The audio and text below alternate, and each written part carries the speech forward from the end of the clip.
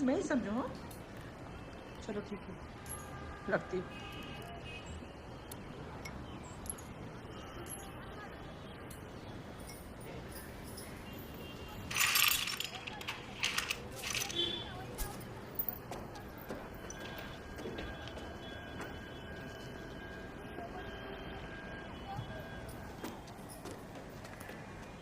मैं जाती है।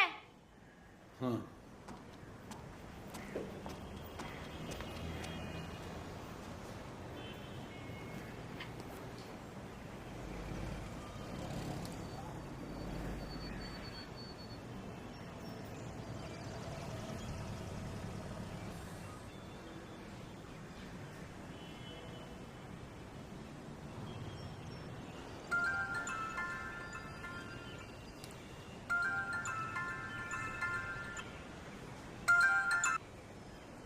हेलो।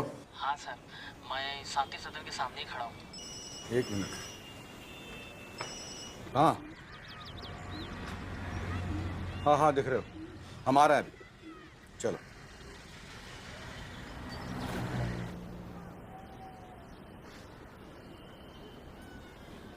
गाड़ी आ गई है। चलो ठीक है, रखती हूँ।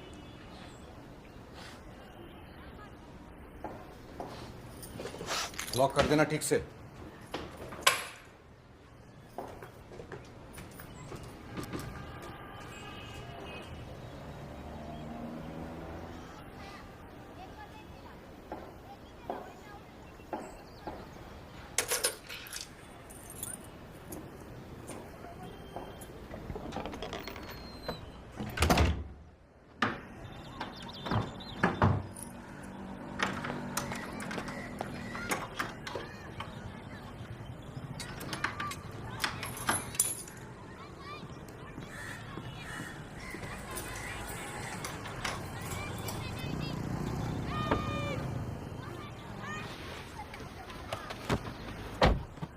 सर वो आपका ओटीपी नंबर बोलना।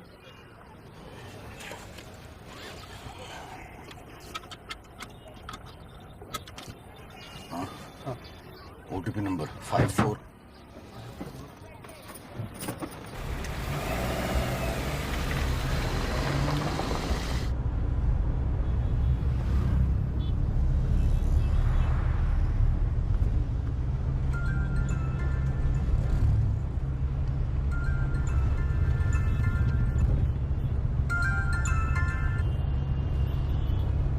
हाँ बोलो राजीव।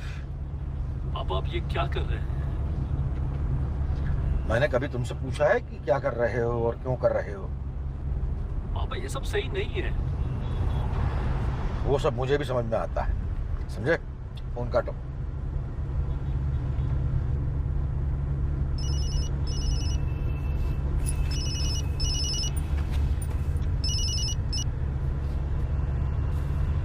मम्मी क्या हो रहा है ये सब? बहुत हो गया, अब बर्दाश्त नहीं होता। अरे आप परेशान मत होइए, हम लोग आ रहे हैं जल्दी। तुम लोग क्यों आओगे उतनी दूर से? मैं इस रात दिन की लड़ाई से उब चुकी हूँ। किसी दिन कुछ खाओ के सो जाओगे हमेशा के। मम्मी सारी जिंदगी इसी बात से डराती रहेगी, कुछ खा के सो जाऊंगी, कुछ खा के सो जाऊंगी। 1.5 साल हो गया प्रिया की शादी को, 1 साल इनके रिटायरमेंट को। अब से जब देखो बस लड़ाई लड़ाई लड़ाई। इतना कोई लड़ता है किसी से क्या? इनके साथ कहीं जाओ तो बाएं चलो बाएं चलो बाएं चलो। अरे क्यों चले? बाएं चलेंगे तो पीछे से आके कोई टक्कर नहीं मार देगा। दाएं चलेंगे तो कम से कम सामने से आती वाली गाड़ी दिखाई तो देगी ना। मैंने कहाँ से गया, अनपढ़ मेरे गले पड़ गई। अनपढ़ होके भी 2-2 बच्चों को पाल पोस के बड़ा कर दिया, उनकी शादी कर दी। तुमने क्या किया? 8 से 6 की नौकरी और तुम्हारे वो न्यूज़पेपर के अलावा। अच्छा, और जो हर महीने नोटों की गड्डी को थूक लगा के गिनती थी, वो कौन लाता था? मुझे कितनी बार मैं बोला ना कि अगर ये एक बार मैं फोन नहीं उठाऊं तो ये बार बार फोन करने का नहीं। जब महिला सटकट टोकला तब तो काहे को करती है? Sorry sorry sir.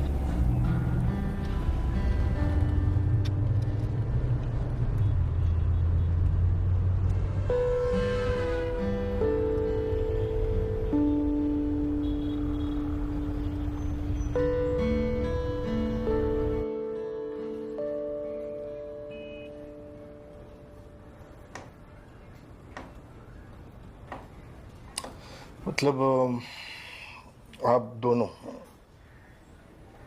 अलग होना चाहते हैं?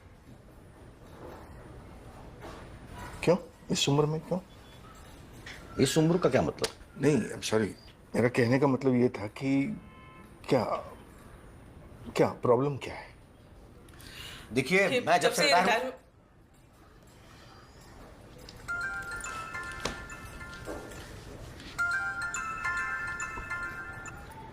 वकील साहब, जब से रिटायर हुए ना, रोज रोज मुझसे लड़ाई करते हैं। इतना तो वो मैना चिड़िया भी नहीं लड़ती होगी जितना ये मुझसे लड़ते हैं। 35 साल तक गवर्नमेंट बैंक में नौकरी की। जब से मैं रिटायर हुआ हूं तब से मेरी हर दूसरी बात को काट देती। बात बात पर लड़ाई। पता नहीं ये अनपढ़ गवार कब से- अनपढ़ अनपढ़ अनपढ़, बस इनसे ज्यादा समझदार हूं मैं। अच्छा, आपने कभी किसी को फ्रिज में, रेफ्रिजरेटर में बिस्किट रखते हुए देखा है? अब मैं रखती हूँ तो क्या क्या? देखा देखा देखा। अब कुछ दिन पहले एक गाड़ी पीछे से टक्कर मारने वाली थी। एक आदमी ने मुझे बचा लिया। अब वो आदमी मेरे लिए भगवान हुआ ना, हुआ कि नहीं? मैंने अपनी जेब में से जितने पैसे थे निकाल कर उसने दी। अब इस बात पे 3 दिन की लड़ाई। मैं तभी कहती हूँ दाएं चला करो। और कितने पैसे? 2000 अरे रुपए। अगर उस वक्त मेरे पास 1 लाख रुपए होते तो भी मैं उसको देता।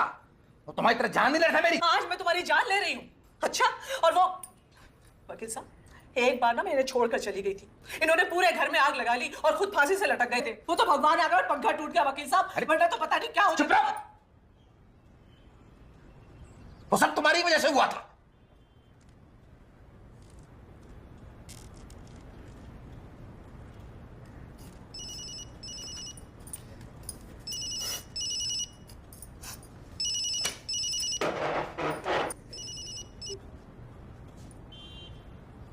अरे साहब, आदमी मर्द नहीं होता, पैसा मर्द होता है।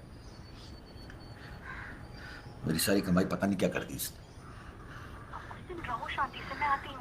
ना, मैं रह ही नहीं सकती इनके साथ, नहीं रहना है शांत मुझे। रहो, अभी कुछ मत करो, मैं आती हूँ और भैया भी आएगा।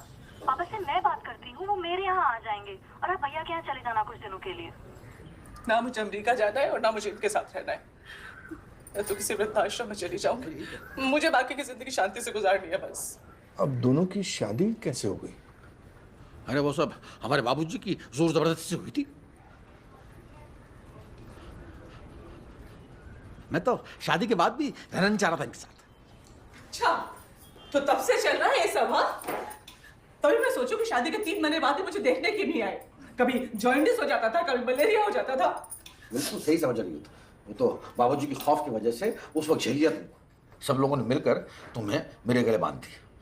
मैं चाहकर भी कुछ नहीं कर पाया। मैं B.Com था और ये चौथी फेल। पता नहीं स्कूल में गई थी कि नहीं। BA में करके घूम रहे थे इधर उधर। कुछ नहीं था इनके पास।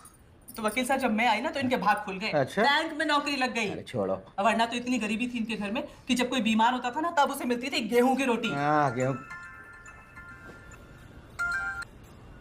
वकील साहब, हेलो। भर भर के दहेज आया था क्या मेरे कर यहाँ रहे से। हैं? मैं समझा के आई थी आपको, उसका कोई फायदा नहीं। पापा इतने साल इनके साथ रहे, आपको पता है कैसी हैं ये, फिर भी आप। देखो बेटा, मैंने लाइफ में यही सब कुछ झेला, समझ गए? और मैंने बहुत कोशिश की लेकिन मैं थक चुका हूँ। मैं भी अपनी जिंदगी जीना चाहता हूँ, आराम से घूमना चाहता हूँ, खुश रहना चाहता हूँ। हाँ पापा, लेकिन अभी आप। अब मैंने तुम सबके लिए कर लिया जो कुछ करना था। अब तुम लोग खुश रहो और मुझे अपने तरीके से अपनी जिंदगी जीने दो। हाँ पापा, बस अभी आप कुछ दिनों के लिए यहाँ आ जाइए। अरे मैं बोल रहा हूँ ना, तुम खुश रहो, आबाद रहो। प्लीज आप बस कुछ समझे? दिनों के लिए यहाँ पे आ जाइए ना, प्लीज। खुश रहो, आबाद रहो। बाकी सब ठीक है वहाँ पे? सब ठीक है पापा, लेकिन आप अभी कुछ डिसीजन नहीं लीजिए। चलो चलो चलो चलो, बंद करता हूँ। एक बेटा है, एक बेटी है। बेटा अमेरिका में रहता है और बेटी बेंगलोर में रहती है। और प्रॉपर्टी क्या क्या है आप लोगों की? गांव में कुछ जमीन है और यहाँ एक घर है और इन्हें सब में आधा आधा मिलेगा। तो कौन सा उपकार कर रहे हो मुझ पे? आधा आधा मिलेगा। हक बनता है मेरा। मैं तो पेंशन में से भी आधा लूंगी हर महीने। लो, दूंगा। लेकिन सबसे पहले वो निकालो, वो फिक्स डिपॉजिट। कौन सा फिक्स डिपॉजिट? मुझे तो कुछ पता ही नहीं है। मैं तो घर में सबसे बेवकूफ हूँ, है तुम ना? पागल उगल हो गए हो क्या? कौन सा फिक्स डिपॉजिट बताओ? एक बताओ। मिनट, शांति। आप चुप क्यों हो? बोलो ना, कौन सा फिक्स डिपॉजिट? अरे भाई, जो सालों से पैसे बचा के छुपा के निकाल के करवाया हुआ है फिक्स डिपॉजिट कैनरा बैंक में।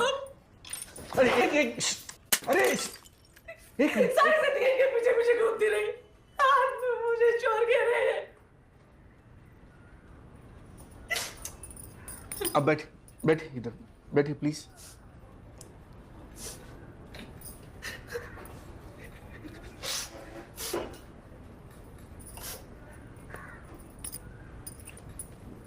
ठीक, अब अलग हो जाइए दोनों।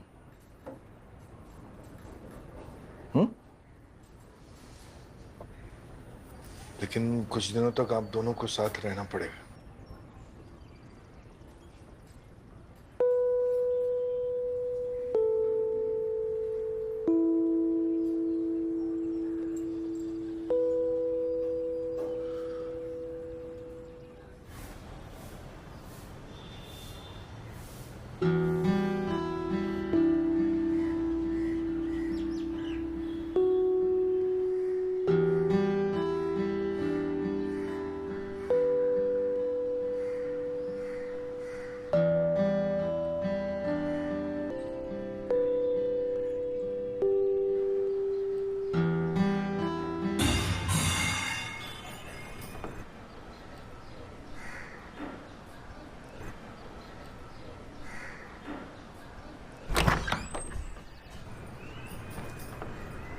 हे भगवान,